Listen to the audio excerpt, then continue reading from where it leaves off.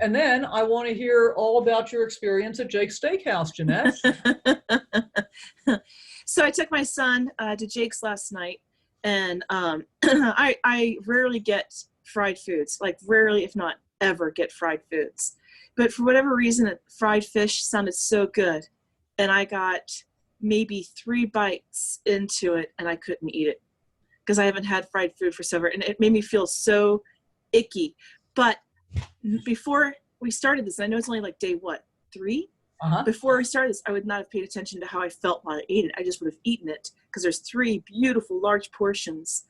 And I literally ate 3 bites, and the waitress said, "Should I take it back? Is there something wrong?" I go, "No, I'm just not feeling very hungry for it right now." It was fine. It's me. And I didn't eat the rest of my meal. Wow. Wow. Mm-hmm. And so how did you feel about your choice not to eat it? I felt good about my choice not to eat it. I felt stupid about ordering something I should not have ordered. So I never eat fried food. I don't know what, but I'm like, no, Sally said, eat your things that you're not, just go ahead and eat it. She gave me permission, and I ordered it thinking I'm not going to have this from ever again. And literally I got 3 bites into it and went, you know what? I ate the grilled vegetables, and that's it. So here's the other part of that caveat. Okay.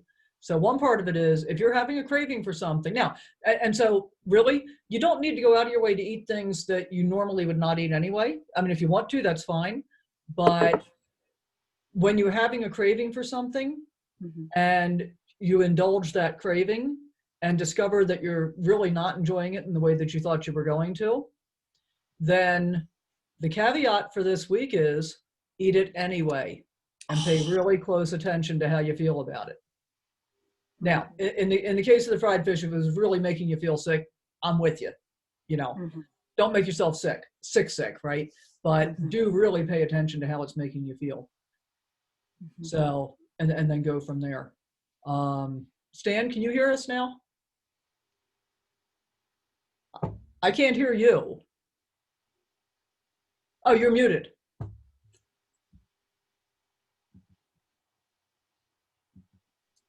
There we go. Yeah. Okay, good. It's a long story, and I'll spare you. I think we saw part of it and took several iterations, but your sound quality is much, much better today. So thank you for persevering. Okay, good. Good. So Jeanette was just telling us about her experience with going to Jake's Steakhouse last night and indulging in fried fish, thinking she was never going to be able to have it again by the time we get to this program. 3 bites in, decided it was a really bad idea and just abandoned it. And you know, you showed excellent restraint in telling the waitress that there was really nothing wrong with it, because obviously there is something wrong with it. It's not real food, but that's what they're serving. So yeah, so there's that. How are you doing on your water intake, Jeanette? Much better, thank you. Much better. And thank you for the electrolytes. I actually cool. showed that recipe to my son, and he's completely stoked about it. He's like, "Why didn't we think about that, Mom?" I'm like, I don't know, but we have it now. Yeah, nothing like getting rid of all of the chemicals and the extra added sugars and all the other stuff. The difference with homemade electrolytes is that they don't last, no preservatives, right? So you don't want to keep it around for weeks at a time. You basically make a serving or 2 at one time. Don't make like a big batch and hang on to it. And if you're keeping it, keep it in the refrigerator even for a relatively short time. Even though honey has, you know, natural antibiotic properties, and lemon is a kind of preservative and all that kind of stuff. Just, you know, you don't want it to go bad. So cool. I'm glad that's working out for you. And what about with the breathing exercises? How you coming along with that? They're doing well. So it's funny. My son and I are doing 2 different things right now. My son just graduated from college with his degree in engineering, and he's waiting to get picked up. It's just a hard time for a kid out of college to get picked up where you can't get hands-on training, right? So he's reading a book. I'll try and find it. He's reading a book called Breathe. That's the next one on my list. Yeah, well, if you want, he'll give it to you if you don't have it already. I do it on an audiobook. So I was practicing, and he heard me, and he goes, "Mom, let me show you this other breathing exercise." And so we're actually meeting after dinner doing a breathing exercises and then going for walks together, which is nice. Cool. So he's doing his own journey right now. And, but it was interesting that he's reading a book on breathing. Yeah, yeah, and actually, Breathe is an excellent book. Linda and I share a mentor, Joe Stumpf, and he had recommended that to us some time ago. But he gives us so many book recommendations that it's like, as much as I read and listen, it's hard to get through them all. So Breathe is the next one up on my list, actually, and I just finished Mindset, which is also excellent, highly recommended. So I'm ready to start Breathe today. So that's cool. Stan, how about you? You're not on, you haven't seen the day 3 video yet, right, Jeanette? I have not. Okay, cool. Well, you're going to get some hints about it as we move forward. How about you, Stan? Where are you? Have you done the video yet today, or? Not yet. That's going to be this afternoon. Okay, cool. How did sorry, go ahead. Go ahead. I realized I am just going to have to set alarm on my phone because, simple as it is, I'm not remembering to do breathing exercises. Mm-hmm. So we have technology to help us with that. Exactly. And you know, honestly, I had to do that for a really long time. Even during when I did the WildFit challenge, it was like, all right, so I set alarm twice a day, just so I would remember to do that. I don't have to do it anymore because now it's a habit. So. Right. It just takes a while to get there. So how did yesterday go for you in terms of hydration? Oh, just fine. I had plenty of water. Cool. And how about your eating? I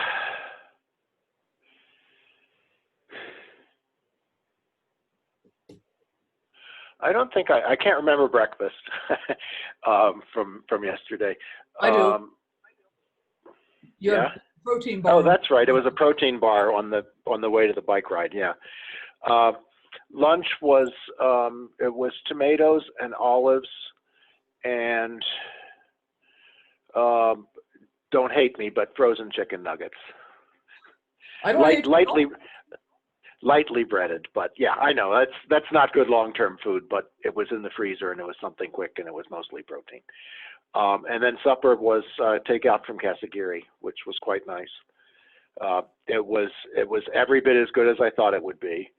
I felt good about eating it until probably the last 20%, where I really, if the portions had been 80% of what they were, it would have been enough.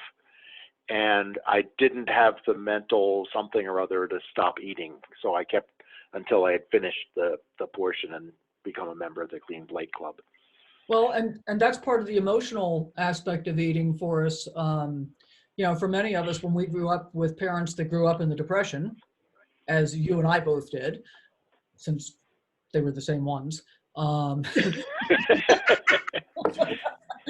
we grew up with those parents, I mean, you and I were both brought up Clean Plate Club. You sit there and you eat it until it's gone. That's right. Which is absolutely right. I remember. Bill, you know. Yeah. And so it takes a really long time to be able to break that habit. But the other thing that's really important to understand is long term, when you're getting enough of the good stuff in, you can eat as much of it as you want. There's no portion control anymore at that point. So if you overate a bit, you know, you might have a distended stomach feeling because you stuffed it fuller than you needed to, but you haven't done any harm if what you're eating is all good stuff. So, right. Well, what I was eating was fairly good stuff. I mean, it was chicken and avocado, and we could talk about the Mornay sauce maybe. And I have a hunch something's going to be said about rice later on. But and then you know, a sushi roll that came with, and that was salmon, and a salad which had something in it that I hope was protein. It was little shreds of something, and lettuce, and just a light dressing. So yeah, I mean, it was. I think as restaurant food goes, it was good quality food, not just tasty, but good quality. Yeah. Ideal, no, but good quality. Well, and remember, ideal right now, guys, and this is super important, is whatever it is that you want to eat that you would normally be eating. Don't go out of your way to go eat something that you normally would not eat at all. But if you've got a craving, satisfy the craving. And yeah, I mean, we could reach a point where we're going to tell you to take a vacation from rice for a while. That could happen. But, and again, keeping in mind, we're talking about taking vacations. We're not talking about never having it again. So, and I think part of the reason Stan might have wound up at Kasagiri last night was because when we were bike riding yesterday morning, I told him I'd been there the night before with clients where I ate a pretty big spider roll and a couple pieces of unagi, which was a fair amount of rice intake for me. But I did that very deliberately, and that still is totally appropriate within living WildFit, even though it may not be appropriate as part of our 90-day challenge when we get further along. Does that make sense? Mm-hmm. So it's not that you're going to be giving something up forever and you can't ever have it again, but you're going to be making choices differently about how much of it and how often you may want to be having certain of those foods that we'll be taking vacations from. So cool, good job. How did you feel about the chicken nuggets? Did you pay attention to how you felt after eating them, and any emotional attachment there? I don't really think there was emotional attachment. For a lot of people, I think they're used to having that in fast food restaurants, but I get such heartburn when I go to Burger King or McDonald's or any of those places that I don't normally have that stuff anyway.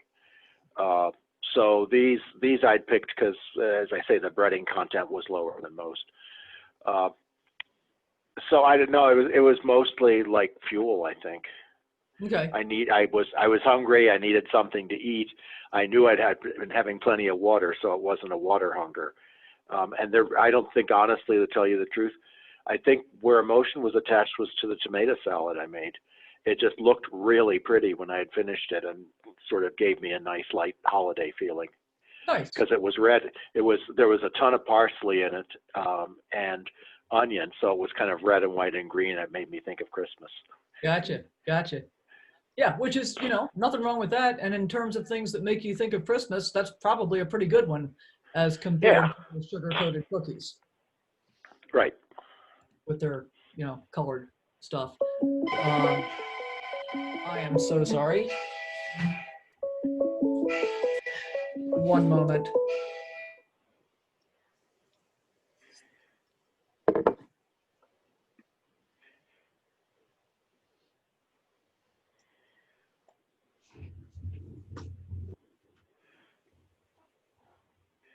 Well, the sound cut out, but it's because Sally muted herself. Yes, okay. Sorry. Because my phones were all of my phones were ringing. I'm trying to remember to unplug my landline before we start this, so at least that doesn't ring. And one of the things on my list this afternoon is to try and figure out how to keep my computer from ringing. So sorry for the technology interrupt. Yeah, so it sounds like you're doing pretty well overall in terms of paying attention to what your food dialogue is and your timeline. And food as fuel is not a bad thing when you're choosing relatively appropriately, right? When you think of food as fuel and your choice is a pizza when you've got a salad bar right next door, that's not a great food as fuel choice, right? So, but it's really important to pay attention to the food dialogue and so forth. Cool, good job. Linda, what's going on with you? How's your hydration? How's your breathing exercises going? Good. Lots of water. I do my breathing like several times a day just because of who I am. So I love to breathe. So that's handled. I noticed like last night, my son made a really nice, delicious meal. He's a very good cook. He does it when he's not studying, just as a relaxation, I believe. And I too was part of the Clean the Plate club with my parents. What they didn't know was why the dog was gaining weight. He's sneaking under the table. But so for me, I never use a big plate. I use something very small. So I can clean the plate, right? So it's always very small. So I had a small serving, and I'm noticing, okay, I was hungry. It tasted good. And when I was done, I was full and satisfied. Wasn't minutes later, that was really good. Trotted right back into the kitchen, had another small serving, which means 2 the plate's now full, right? And I sat down, I took a bite, I went, are you hungry? Food devil? Oh, it was so good. Food angel? Your tummy's full. Do you really want to eat right now? No. So I shared it with the dogs. So my dogs got the rest. So I did not eat it. I did not eat that second serving. So I was like, yeah. And before I would never have thought twice. You know, oh, it was so good. I'm having another serving, right? So I did. I watched. Thinking that really makes the difference. Yeah. I'm watching the videos. The first thing I do when I get up in the morning, get my coffee, sit down, and I watch the video. Okay. Cool. And so what I had like an epiphany today, which was when he started talking how we have an attachment to food. Okay, got that. Pat, that's been an issue. But the emotions attached to the event. And I'm thinking back at Christmas time, growing up, I did all the cooking. We had cookies all over. I decorated, and there's 5 kids. Oh, I got to eat these before they're all gone. You know, so I stuffed myself with as much as I could eat before it was all gone. But then we go out and play, so none of us had a weight issue. But it was the fear of not getting enough because everybody else eating it. It was the emotion of Christmas time. It's full of food and goodies and eggnog. Later in life, it was eggnog and brandy. And so I sat with that. And that was or is a big trap for me. When there's a holiday, I get in the cooking mood. It's in the family, the mom and dad, which I don't have anymore. All my good childhood memories, right? We're all wrapped up in those holidays. And so I've taken that into my adult life. And I need to make some changes around. I don't know how to change that, but at least I'm aware of my mindset around the crap food and Christmas. And so what if you convert that from crap food at Christmas to, you know, cool food at Christmas, stuff that's actually good for you and gives you the same feeling?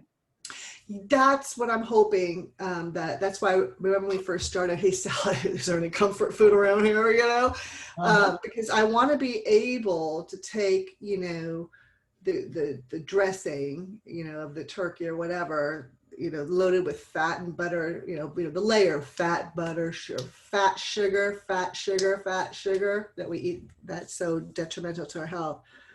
So I'm hoping to find something that the whole family will like and not even knowing that they're eating WildFit.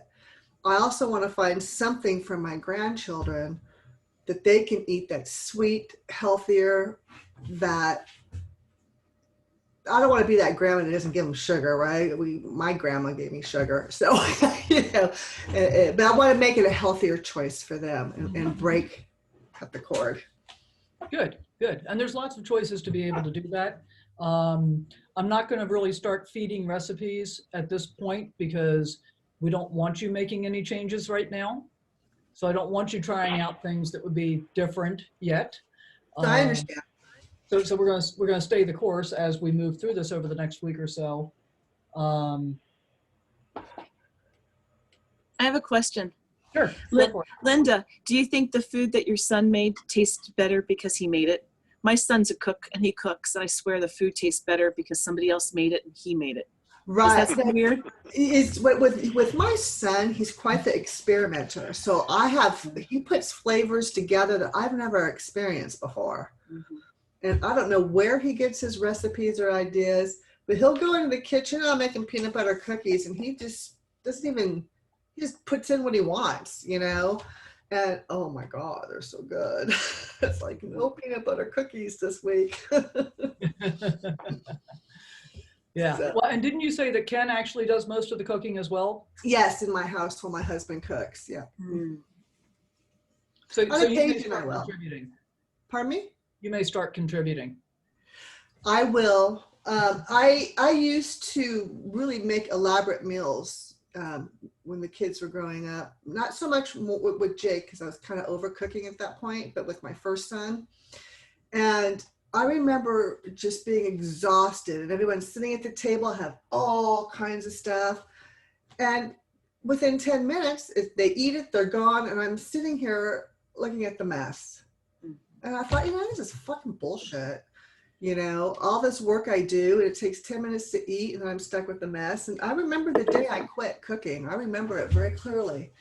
I said, that's it. I quit. That's pretty much what my mother said when I was about 10. I quit what? Being a mother, or quit cooking? Yes.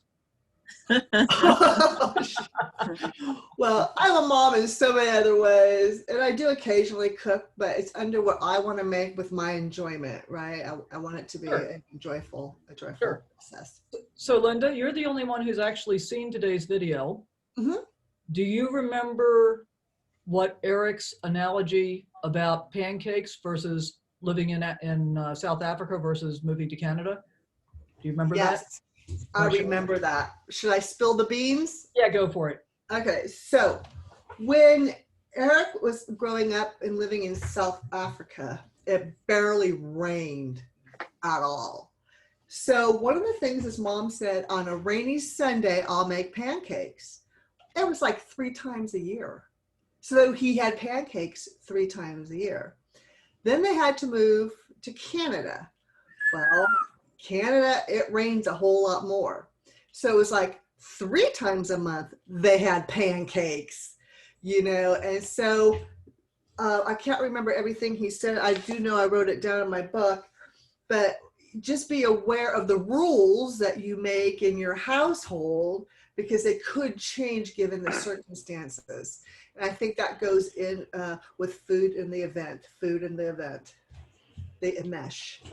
Yeah. So he was talking about the difference in the food rule being, when you live in South Africa and the rule is, well, on a rainy Sunday, we have pancakes, to taking that rule to Vancouver, where it rains 3 times a month instead of 3 times a year, that rule no longer really is serving anybody at that point.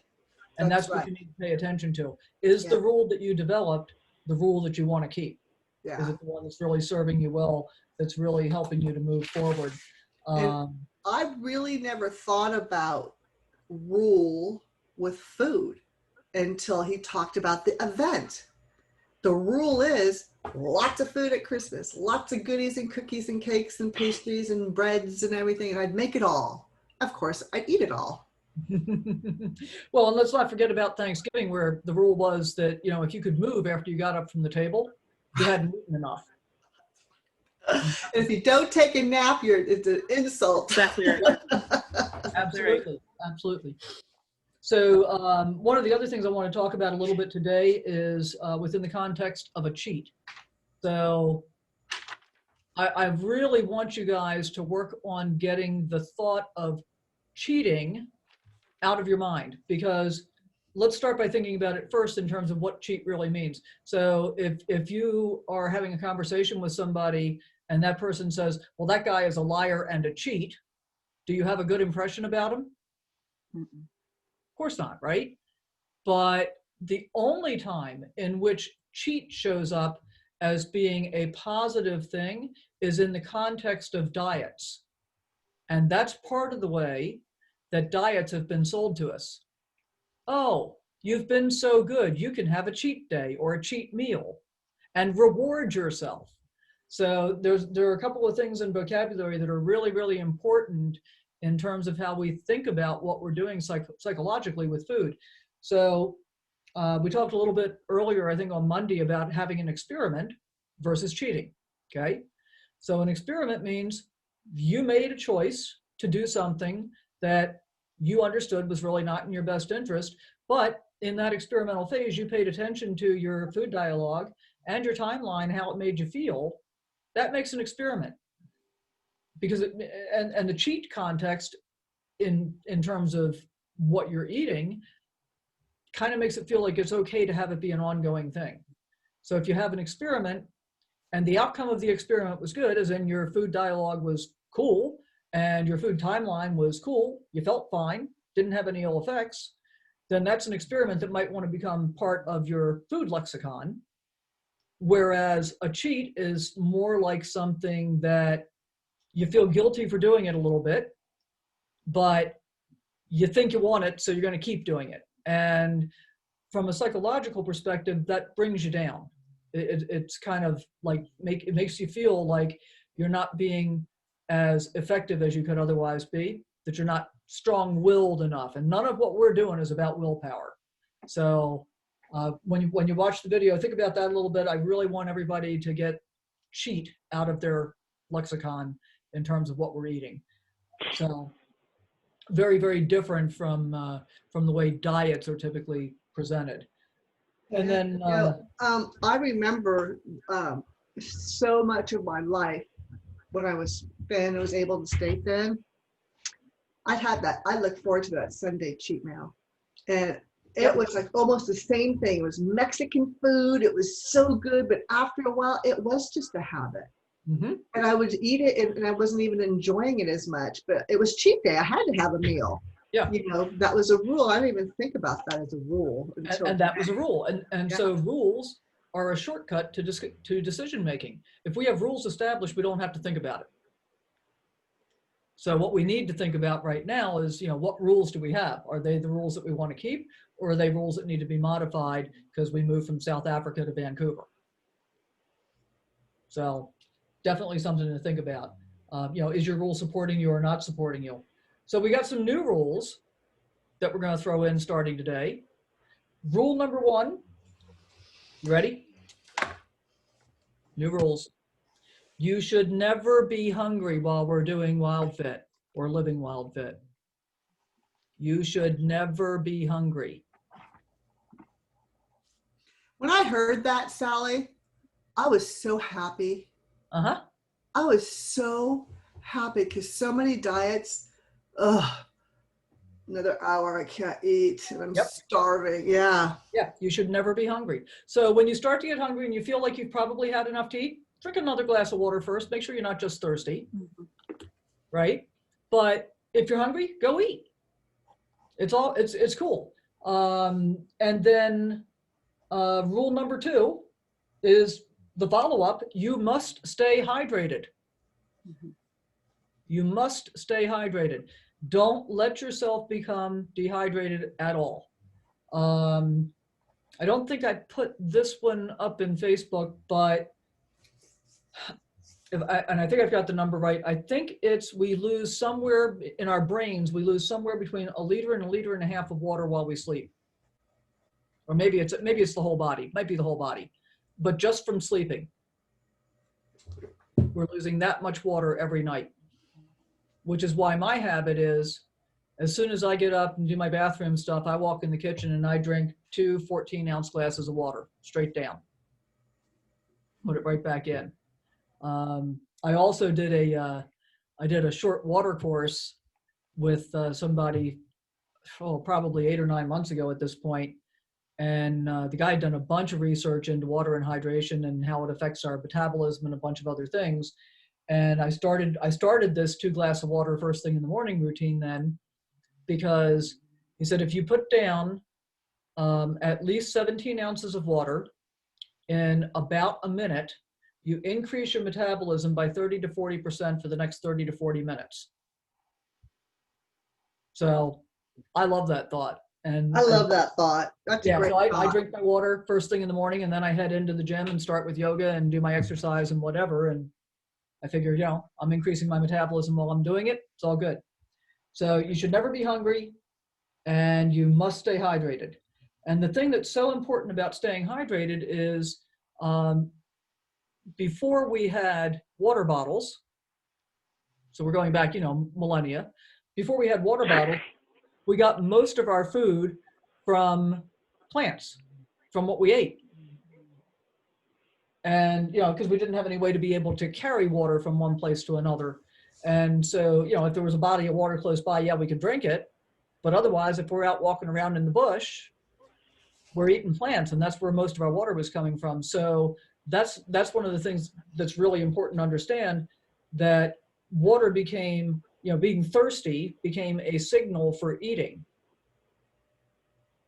because we didn't have a water bottle to carry around for us. So when you think you're hungry, but you think you probably had enough food, drink some water first and see if you're really just thirsty.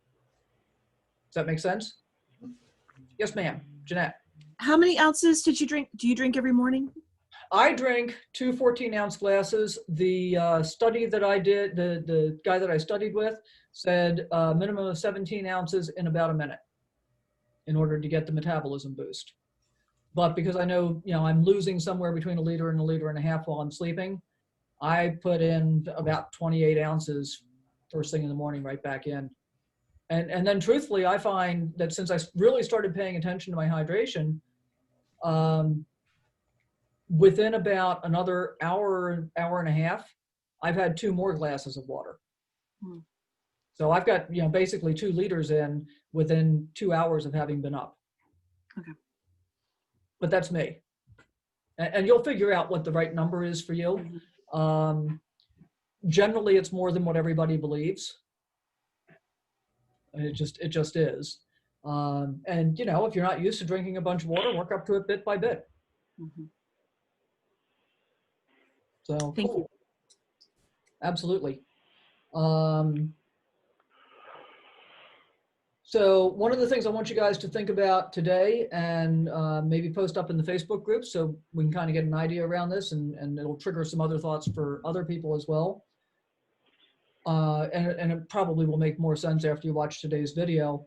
But I want you to notice what kind of rules trigger automatic food decisions for you. So, Linda talked a little bit about Christmas is, the holidays are all about all of these special foods that you normally don't have. That's a food rule. Eric's got the rainy Sunday pancake rule. Here's one that's also, it's in the video, but I'm gonna share it anyway.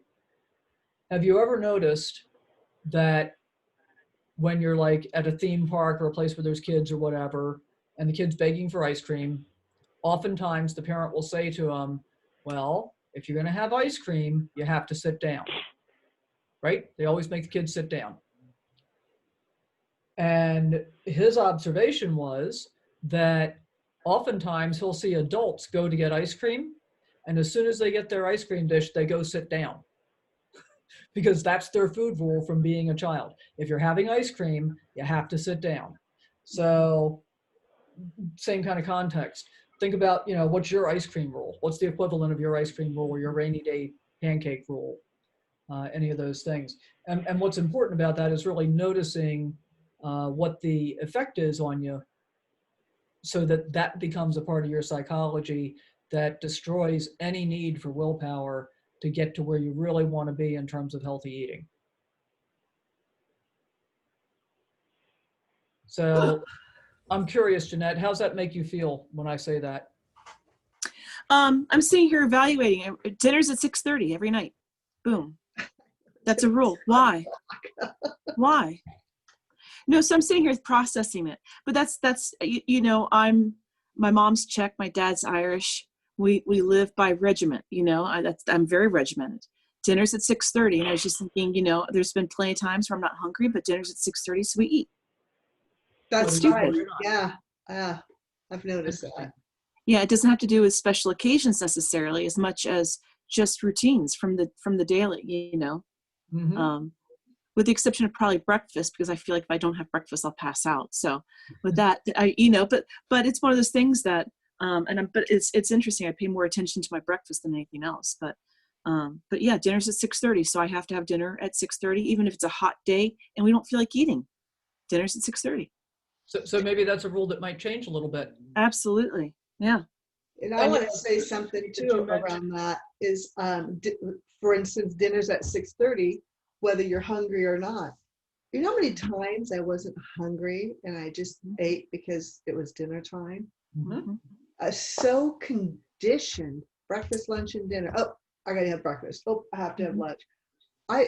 This morning, I was up 3.5 hours because I said to myself, eat when you're hungry. I could eat what I want, but eat when I was hungry. I wanted to notice that. And typically it's within the first hour and a half. Today, no, I wasn't hungry for 3 hours.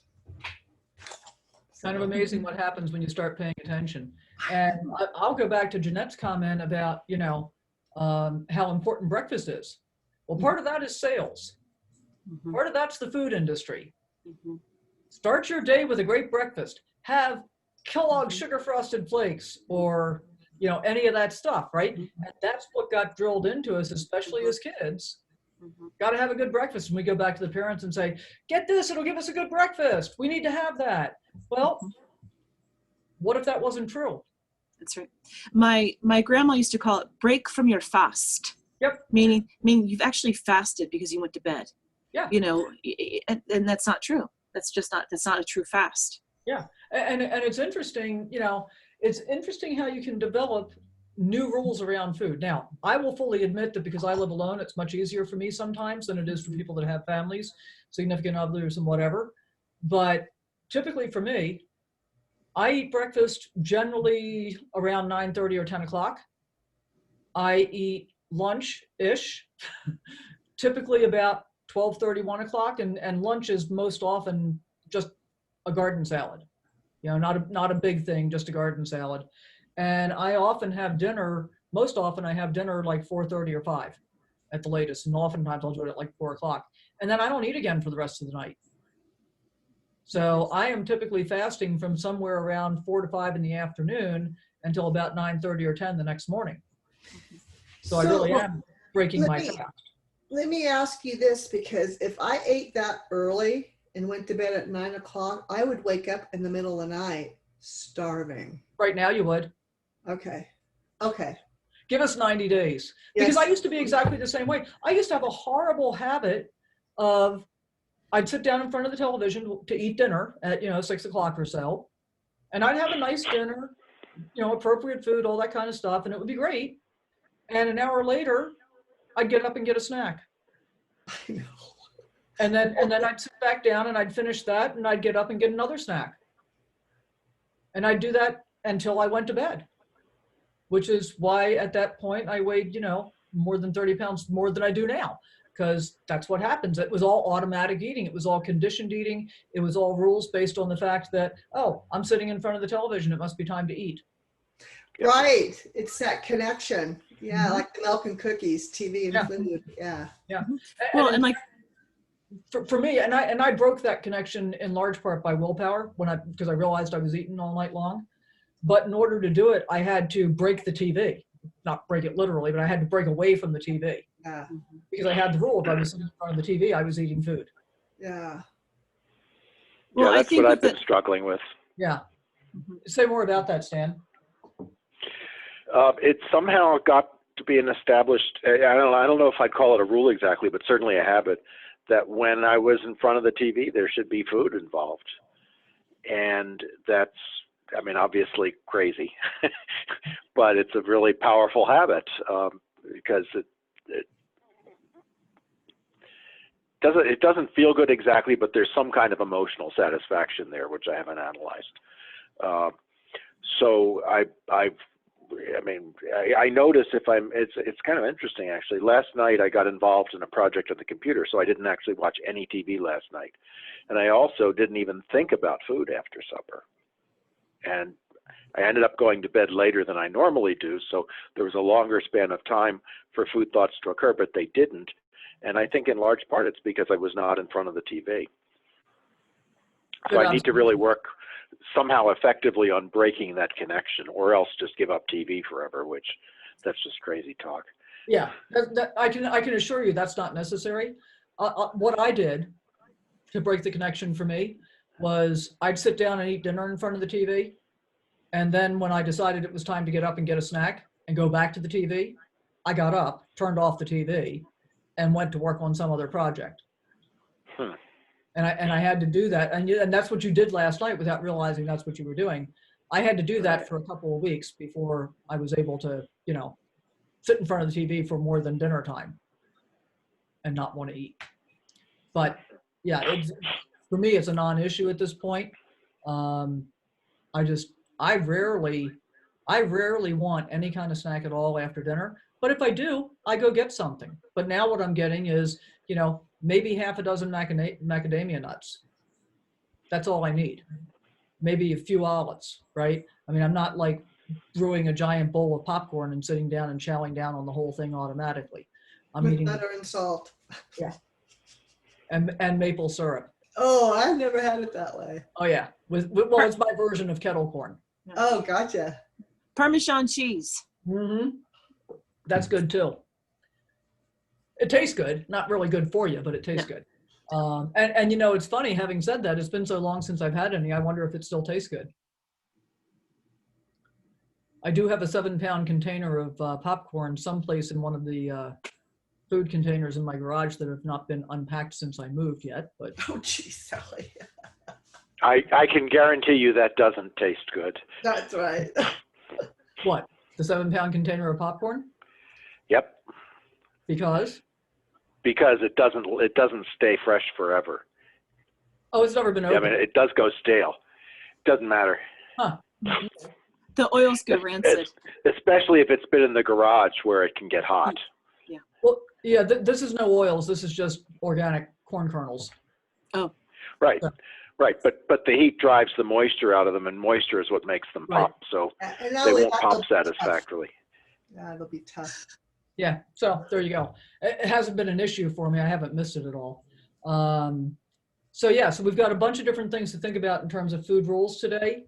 And seriously, dude, give us some thought and post some thoughts up in the Facebook group, because what we share amongst ourselves really helps everybody else get maybe a different perspective, think about something differently. So it really is helpful to have the interaction. And of course, we want to, keep paying attention to staying hydrated, doing the breathing exercises. Remember our 2 new rules. What's rule number 1? Eat Don't Never ever be be hungry. Rule number 2? what you Hydrate. want. Hydrate, yeah, drink water. Yeah. So cool. So keep those things in mind. Any final thoughts or last questions before we wrap it up today? Just a real detailed question. I think Monday you mentioned pink Himalayan salt, and I was wondering what makes that better than regular salt. I don't mean regular table salt, but regular sea salt or kosher salt. So a couple of different things. Kosher salt is basically regular salt, except it's flakes, and regular is in commercial byproduct salt, as in it's flakes instead of granules. It's just how the shape it's processed in. Sea salt used to be one of the best choices around, but because of the level of pollution that is present in the air, it is less pure by far than it used to be, because sea salt is almost always dried in beds that are exposed to the atmosphere. So they're absorbing our pollution, which is not awesome. And then Himalayan pink rock salt is so good for a couple of different reasons. One of them is it comes from caves, so it's not exposed to the atmosphere. It's mined in chunks and then turned into granules or smaller chunks or whatever. I have it in both forms. And it is also full of all kinds of trace minerals that aren't present in any of the other kinds of salts. Okay. You know, Costco sells that, right? Yep. Yeah, they sell it in a grinder thing. I buy it 5 pounds at a time from Amazon, and I think the bag that I have now, the 5-pound bag I have now, I'm about halfway through, and I've had it for about 2 years. I bought it after I moved here. It takes a while to get through 5 pounds of salt. Well, here's the thing. Himalayan pink rock salt does not taste as salty as other salts. So you can legitimately use more of it, and probably will want to in order to get the flavor that you're looking for. And it's pretty, which is always nice. But yeah, I love the stuff. I've been using it for years now. Okay, thanks. Absolutely. Anything else? Final thoughts, questions? Linda, Jeanette? No, I'm feeling good. Feeling good? Yeah. Happy so far? Happy, yeah. Yeah. Cool. Well, if you come up with additional questions after you've watched today's videos, go ahead and post those up in the Facebook group as well. I'll get back in there a little bit later this afternoon after I'm finished with real estate stuff. and take a look at what's going on there. So cool. Again, I want to thank you guys so much for showing up and doing the work. It's really awesome. You're doing great. You've got great questions. I'm really, really pleased with the interaction. So yeah, keep doing it. And I will see you tomorrow back here at 12 o'clock. Okay. Thanks, See you Sally. tomorrow. Thank you, Bye, everybody. Sally. Thanks. Bye-bye. Bye-bye. Bye.